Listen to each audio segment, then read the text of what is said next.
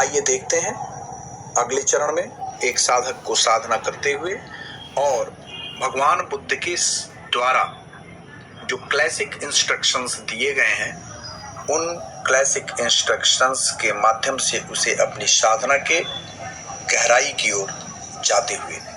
देखिए ये वीडियो।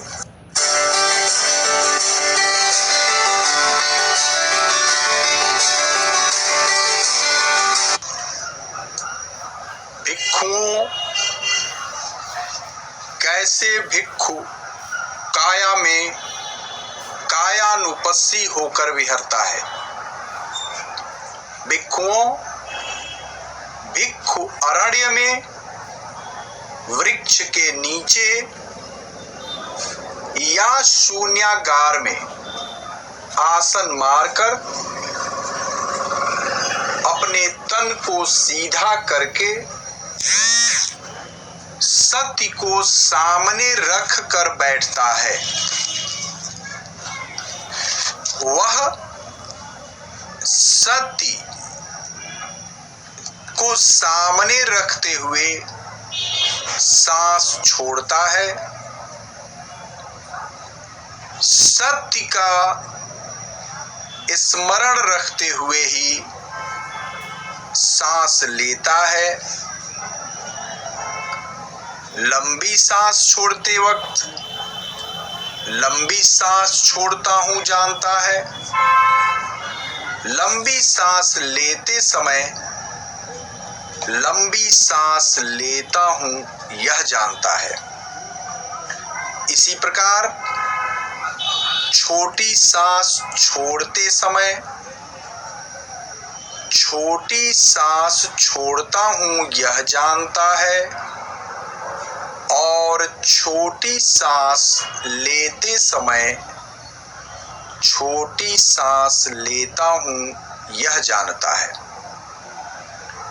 सारी काया को अनुभव करते हुए अर्थात संप्रजन्य करते हुए सांस को छोड़ना सीखता है। इसी प्रकार सारी काया को जानते हुए सांस को लेना सीखता है। काया के संस्कार अर्थात गति, क्रिया, चिंतन, शब्दों में विचार करना आदि को शांत करते हुए सांस को छोड़ना सीखता है और इसी प्रकार काया के संस्कार को शांत करते हुए सांस को लेना सीखता है। जैसे कि साधकगण एक चतुर खरादकार व्यक्ति या खरादकार व्यक्ति का शिष्य अंतेवासी एक लंबे काठ के टुकड़े को रंगते समय लंबा काठ का टुकड़ा रंग रहा हूं यह जानकर रंगता है, जानते हुए रंगता है और छोटे काठ के टुकड़े को रंगते समय छोटे काठ के टुकड़े को रंग रहा हूं यह जानता है। ऐसे ही साधकगण एक साधक लंबी सांस छोड़ते समय और लंबी सांस लेते समय या छोटी सांस छोड़ते समय या छोटी सांस लेते समय उन सांसों से यह महसूस करता है कि यह सांसें हमारे मन को और हमारे तन को ठीक उसी प्रकार रंग रही हैं जैसे काठ के उस छोटे या बड़े टुकड़े को खरादकार रंगते समय देखता है और महसूस करता है। इसी प्रकार काया के भीतरी भाग में साधक काया को देखते हुए अर्थात कायानुपस्सी होकर विहरता है, साथ ही काया के बाहरी भाग में काया के बाहरी भाग को देखता हुआ अर्थात कायानुपस्सी होकर विहरता है। काया के भीतरी और बाहरी भाग में कायानुपस्सी होकर विहरता है।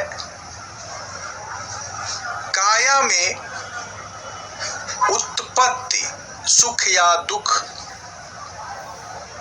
आदि की उत्पत्ति के समुदय धर्म को देखता हुआ, केवल देखता हुआ ध्यानस्थ रहता है और काया में इस दुख या सुख के विनाश अर्थात व्यय धर्म को भी देखता हुआ अर्थात केवल देखता हुआ ध्यानस्थ रहता है। अर्थात काया में समुदय और व्यय अर्थात सुख और दुख के उत्पत्ति और विनाश के क्रम को देखता हुआ विहरता है, यानी ध्यानस्थ रहता है। हाँ, यह ध्यान रहे कि यह काया है, यह स्मृति, ज्ञान और स्मरण के प्रमाण के लिए उपस्थित रहती है। तृष्णा अर्थात किसी प्रकार की कामनाओं में अलग न होकर अर्थात बगैर लिप्त हुए अर्थात बगैर उनका चिंतन किए ध्यानस्थ रहता है। संसार अर्थात लोक की किसी भी चीज को मैं या मेरा के रूप में चिंतन नहीं करता, ग्रहण नहीं करता। और इस प्रकार हे साधक गण, एक साधक व्यक्ति काया में इस प्रकार की काया बुद्धि रखते हुए विहरता है, अर्थात काया पर ध्यान केंद्रित करते हुए, काया है इसका स्मरण रखते हुए और जो कुछ भी वास्तविकता उसके आसपास है उस सब के प्रति सजग रहते हुए किंतु उसका चिंतन न करते हुए केवल श्वास पर ध्यान रखता है। लंबी सांस को लेते समय लंबी सांस ले रहा हूं, छोटी सांस छोड़ते समय छोटी सांस छोड़ रहा हूं या छोटी सांस लेते समय छोटी सांस ले रहा हूं, इस पर केवल ध्यान केंद्रित करता है, इसे देखता मात्र है।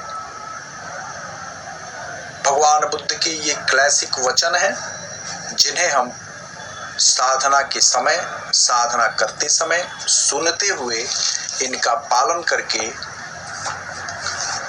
कायानुपस्सना के इस आनापान के चरण की साधना कर सकते हैं।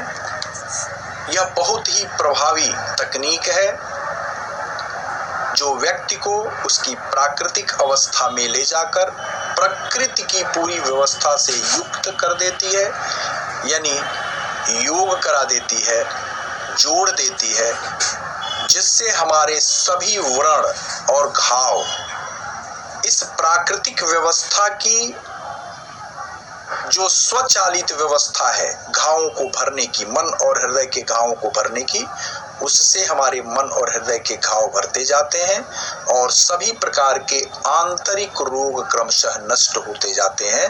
यह आनापान की सर्वोत्कृष्ट सफलता है जिससे साधक गण प्रभावित रहते हैं और आनापान के लाभ को महसूस करके कृतकृत्य हो जाते हैं।